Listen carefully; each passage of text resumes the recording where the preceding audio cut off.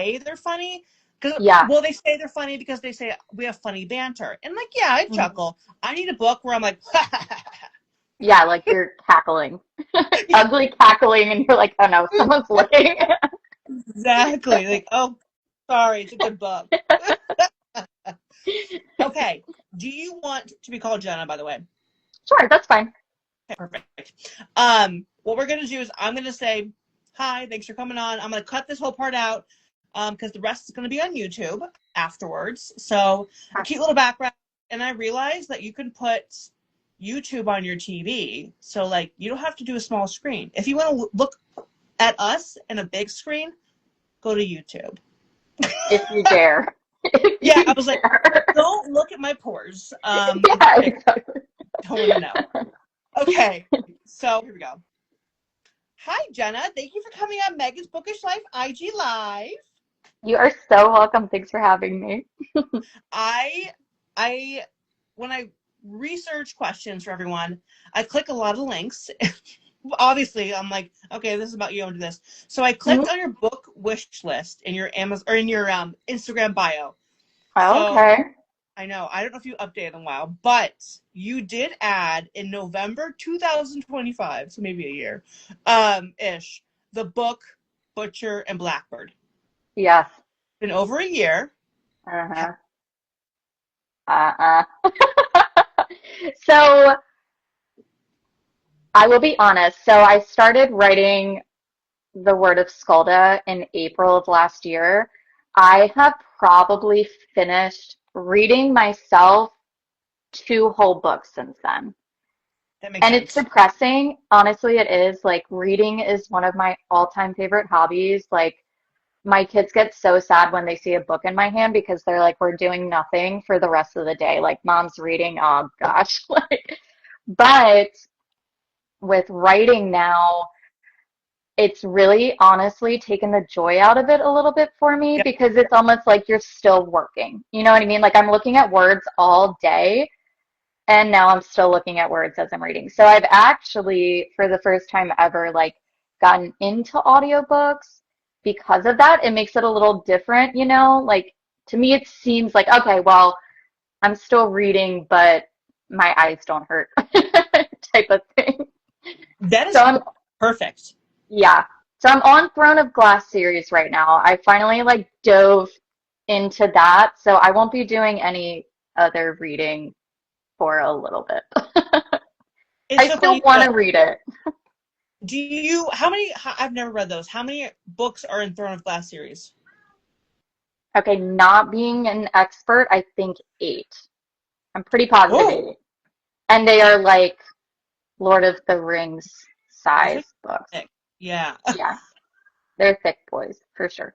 You know what? I got into audiobooks, I think last year-ish, but this year it's purely audio because, yeah, so I love reading a good book, and I'm still reading. I'm always, like, driving somewhere, or I just pop right in, and I'm like, this is great. I love this.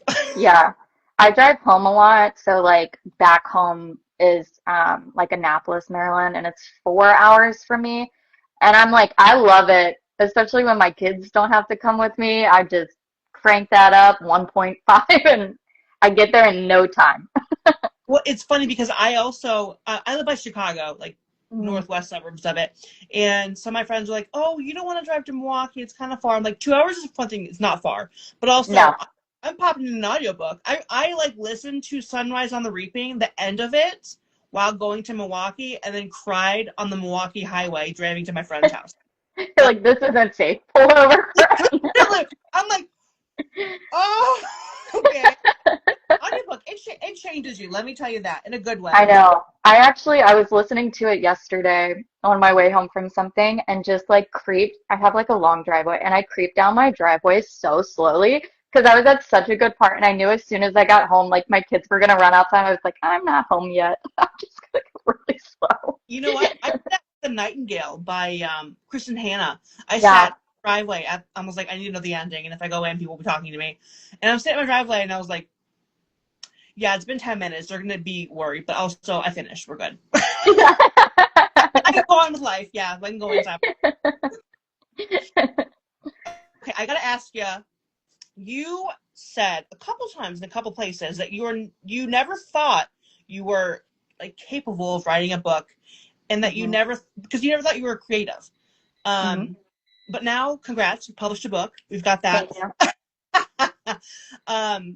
You know what? I always called myself creative when I was younger.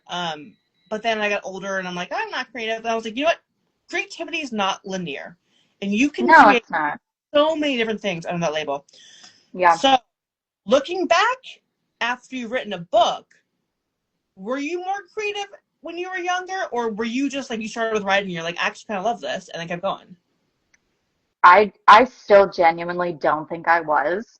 Now, I mean, like, I feel like it's so hard to ask me those questions. Like, maybe if my mom was sitting here and she'd be like, oh Yeah. my gosh, your art in third grade was so beautiful. You know what I mean? But, like, Yep. I still don't see it. And maybe it's because, like, I have a sister that is so creative. Like, Okay. she can, you know, I don't know. Like you said, it's not linear. So, like, decorating your house can be creative. Like, I have like pictures of my kids on my walls. That's about all I got. You know what I mean? Like, I have a really hard time seeing the end vision of things and like what can go together too. So like talking about like, oh, patterns and shapes and all of that. I'm like, how did you put this? This goes out there. How'd you put this zebra print with this hot pink pillow? And it looks so good together. You know what I mean? Like, and that's probably what I would do and why I'm not creative. People would be like, oh God.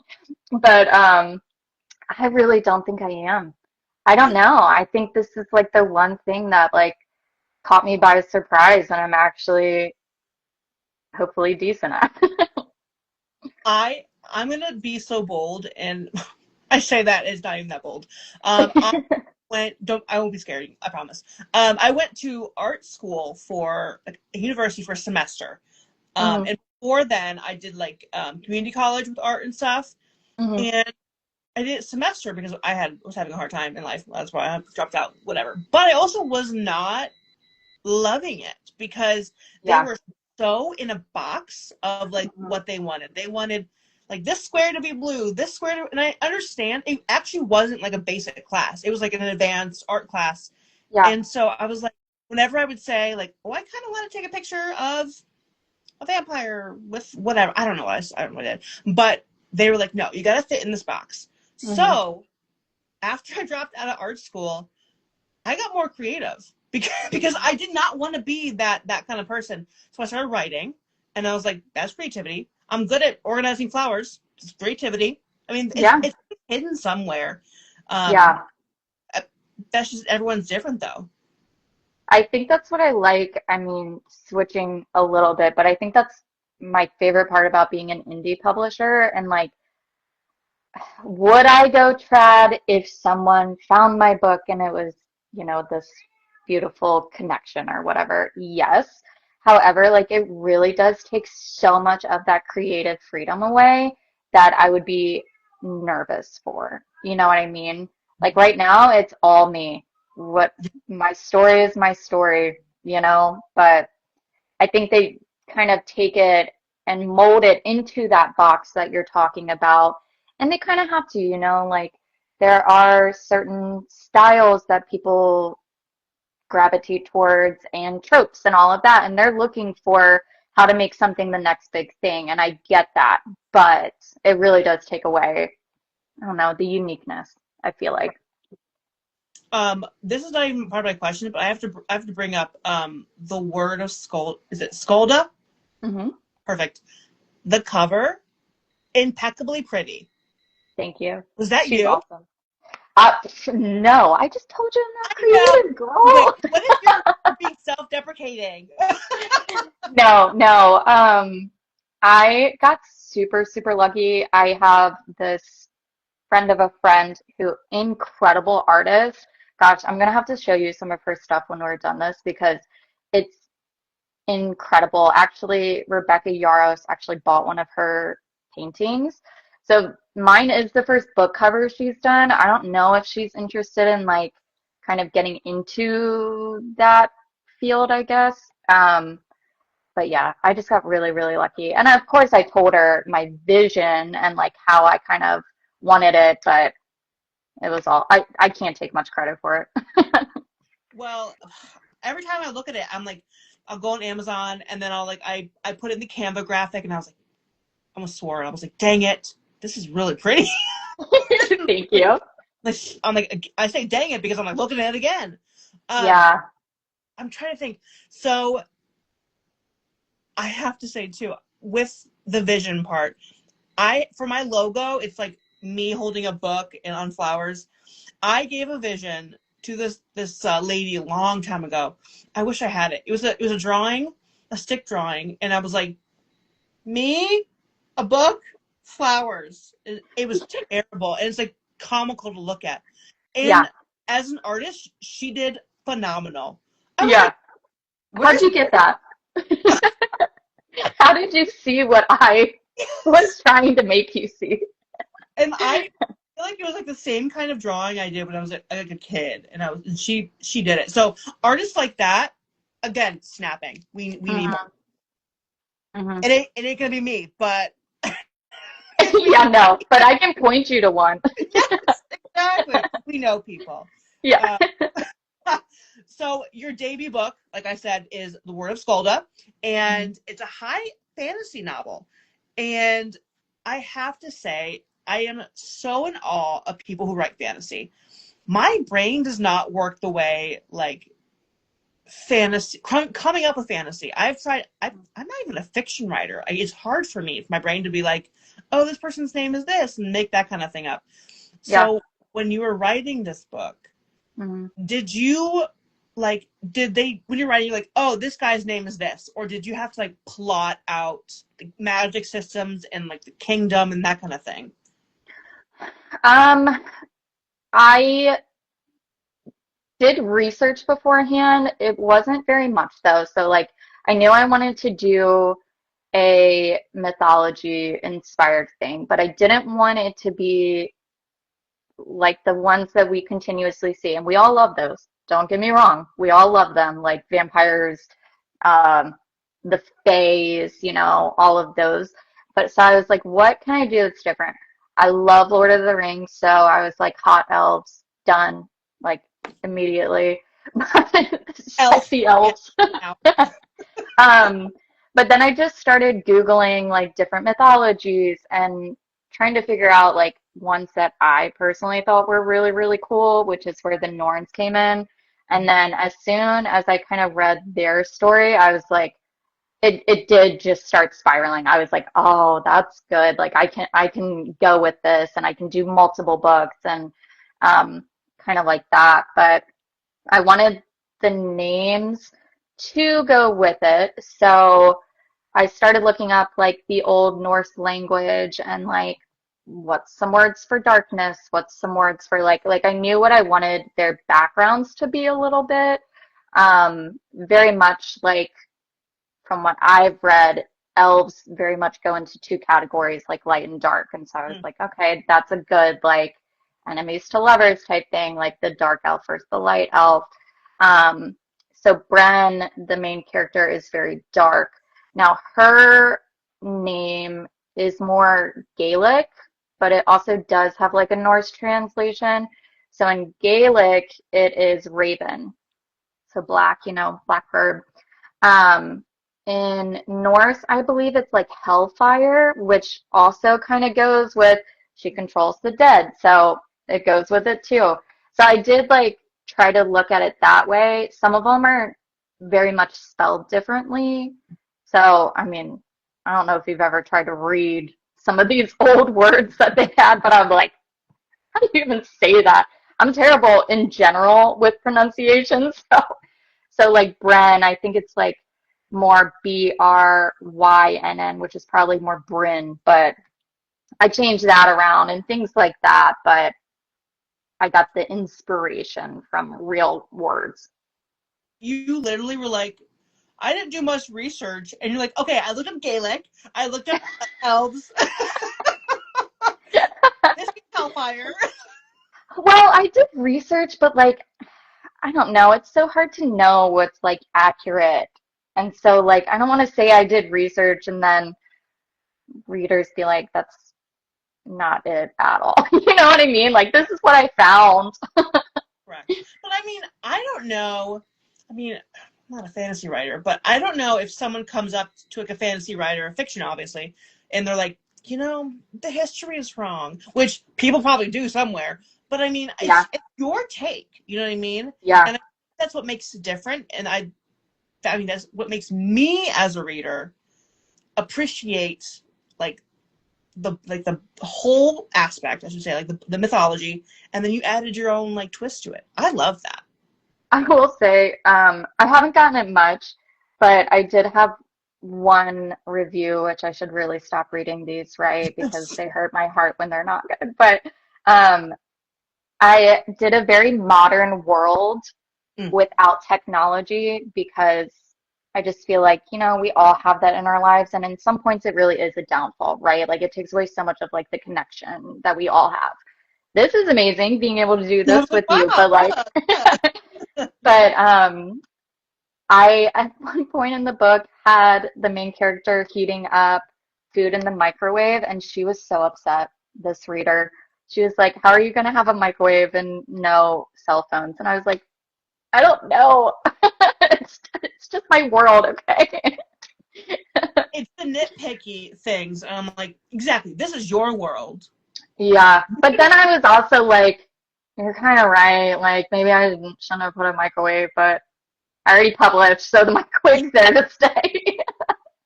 So we have to find that microwave like page and put a heart around it, just so we we accept the microwave.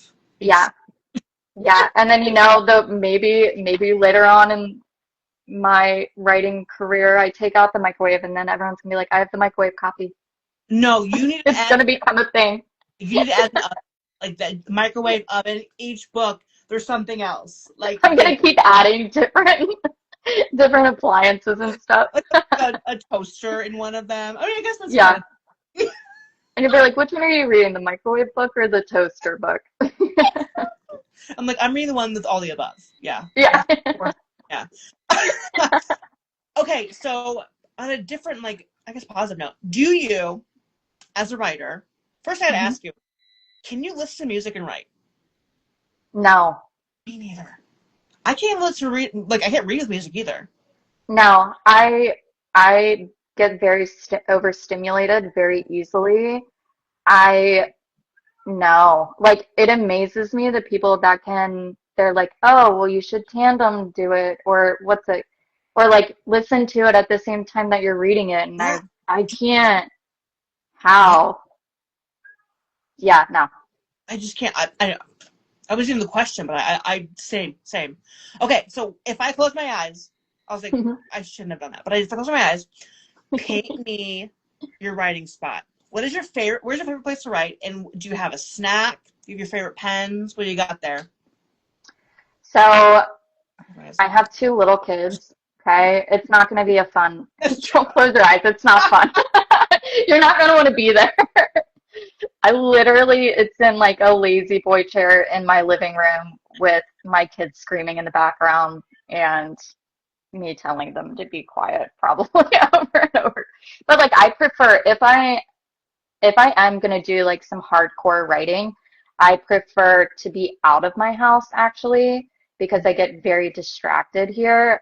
And I don't know, say in like a local coffee shop, sitting at like one of the bar tables, anywhere that's not in my actual own element is probably where I do a little bit better. I've talked to some authors before where they're like, I have to have like a poppy drink and like Twizzlers, and I'm like, I don't even need a snack, like, and that's like routine. Like, I'm wondering if that's like a good luck thing. I mean, everyone's different, but I mean, I would love a snack. I would love one, but do I have to have one? No. Yeah, someone needs to bring you a snack. And then you'll be like, I love this. Yeah. I'm gonna have snacks. That's when I accept my children being home. I'm like, go give me that Dr. Pepper. And then I'm like, all right, you can stay in the living room. I'm a little parched while writing the scene. I need Dr. Pepper. Yeah. Yeah. Get one for this really famous author. Exactly. That only my children know. Exactly. You get it. Like, it's going to happen. Yeah. as an author, I feel like not everyone, different authors, how about that? I sometimes think, do their tropes, because how do I like say this in the right way? I'm gonna like just try. It's okay. Yeah, back it up like a rap song. Here we go. So sometimes authors like have tropes. Obviously, there's certain people who don't. I get it. But me as an avid, question asker, I always think like, are there tropes they write in the beginning and like they take them out, or they don't like the tropes? Because I feel like they write them out in the beginning. They're like, okay, we're gonna plot this, we're gonna do these tropes, whatever. Do you ever have that with your debut, like where you're like, I'm gonna do second chance, or not that big, but one bed, and then you write that out like, I'm gonna love this, and you go in your book, you're like, doesn't fit? No, I think it's more opposite. So I consider myself, I learned this word when I started writing. It's called a pantser. Have you heard of that? Oh, like yeah. Being a pantser. So that's me. Like, I actually don't plot. I know the beginning and I know what ending I want it, like where I want it to halt, but I don't know what's really coming in the middle. Now, the only thing I have plotted out for the series, because it's going to be 4 books, is the big trope in each. And the only reason I did that is because I don't want them to end up being the same, right? Yes. So like book 1 was very much like enemies to lovers, forced proximity. And so I was like, okay, well, I don't want that in book 2. So what should I do for that? But like along the way, wherever they find themselves, I didn't expect them to be there. So like book 1, Word of Skalda, has like a 1 horse trope. I didn't expect them to be on a horse. Exactly. Well, it's kind of like, to me, if I plotted too much, because I would think that like for me as a list maker, I would love to plot if I wrote a fiction book. If I plotted too much and then I was like, this doesn't fit, I think I'd freak myself out. I'd be like, too much anxiety. I just scratch it all. Yeah, I'd be sitting there like, the whole book's done. Yeah. Like, yeah. In the trash. Yeah. But yeah, I'm also, because I write nonfiction, I'm more of a journalist. And so it's harder with that to plot. And that, to me, that's a big pantsing thing. And I love that. I love it. And so like I said, if I do ever plot and it goes awry, I said, no, not for me. Yeah, I like, so for anyone that's listening, a pantser is like exactly how it sounds, like flying by the seat of your pants. It's just, you're going with the flow, going wherever it takes you. And so for me, like, it's very much just how I live my life. Like, I didn't even expect to write this book. I did not sit down or like have this, and I hate to say this, but like this lifelong dream of like being an author. Like, it very much just came at me one day and I ran with it, which is like what a pantser does. Yeah, I don't think, the only thing that I really had to sit down and write out for consistency purposes was like the magic system, just because I know myself, and I would write like, oh, she has the ability to wield fire, and then like next book I'd be like, yeah, she's throwing ice, and readers would be like, what where did that come from? I'd be like, I don't know. So I just wrote that out. Yeah. Yes, that makes total sense. And I kind of like that you said you did have a lifelong dream. And this is why I like talking to people. I like different stories, and I like how they end up where they are right now. So your lifelong dream didn't have to be a writer, but you're here now, which I think is, I think it's so cool. And now honestly, like, it's all I want to do. Like, it's very much like flipped my life upside down. Like, I have a career, I'm a dental hygienist, and now I'm like, how do I get out of this 9 to 5 and just write for the rest of my life? I actually went to an author festival yesterday. It's kind of local to me, 45 minutes away. Yeah, I loved it. And I did like a little portable podcast, but I talked to this man, and he told me, he's older, older gentleman. He said, yeah, I meant to write one book and be done with it. And then he has like a series of like 15 books. I said, Oh my gosh. good for you. I said, he's like, I loved it after the first book so much, I kept going. I was Yeah. like, good. Yeah. I knew starting that it was going to be a 3-book series because there's the 3 norms. And so I was like, oh, perfect. I prefer as a reader not having to stick with a main character the whole time. Like one reason is because one, I feel like you get bored a little bit. 2, like they always annoy you at some point. Like you're always like, I'm done with this bitch. Like what? why? I'm thinking of Pharaoh, to be honest with you. Like from Akatar, I was like, I'm done with her. She's annoying me. So I like, loved when they switched. Yeah, I loved when they switched to Nesta. And so for mine, I was like, it's going to be great to be able to switch point of views between the Norns. So like Bren gets her happily ever after. She's still in the background a little bit within book 2, but like we draw the next one forward. But what I didn't expect, and kind of like, it's not going to be 15, I can promise you that. But I already do now have it as a 4-book series because I fell so in love with one of my side characters that I was like, I can't not give her her own story. And so now I have it as 4, and who knows if I'll, keep adding characters that I just love so much and keep going. But I don't know, 15, that's a lot. He by himself, and he had a whole book thing, and I go, I love that for you, sir. Thank you for sharing. I think it would drive me crazy to not. I had an event yesterday, and there was a very seasoned author there, and she said something like, this career is a constant marathon. Like there is no finish line. You always have the next idea in your mind. You always like want to take it a step farther, right? And so I think if I don't have a cutoff for a certain series, it may drive me crazy. Like to never have like see an end in sight for it. I don't know. I was like, think back to how you got your dental hygienist job, and now you're thinking like, wow, now I'm a writer and characters talk to me in my head. Like there's like a big difference there. and it's progressed, and I love that. Yeah. Yeah. Characters. Yeah. I don't know. I mean, I don't want to say that they have I guess they don't, but I think it goes into like personality type, you know what I mean? So like all day I'm talking to patients, like we're very much, I like to call dental hygienists like the hairdressers of like the health career, because seriously, I get to know my patients, they sit in my chair and I'm like, all right, what's going on with Doug? Like, and then they just spill their insides, and I don't know, it makes you a good listener, and I don't know. But I will say that since I've started writing, I am in my head constantly. Like I am writing the next scene. My patients leave and I'm like immediately grabbing my phone, like typing out a paragraph, like whatever went on in my head throughout that appointment. So I love that. Okay, so big question.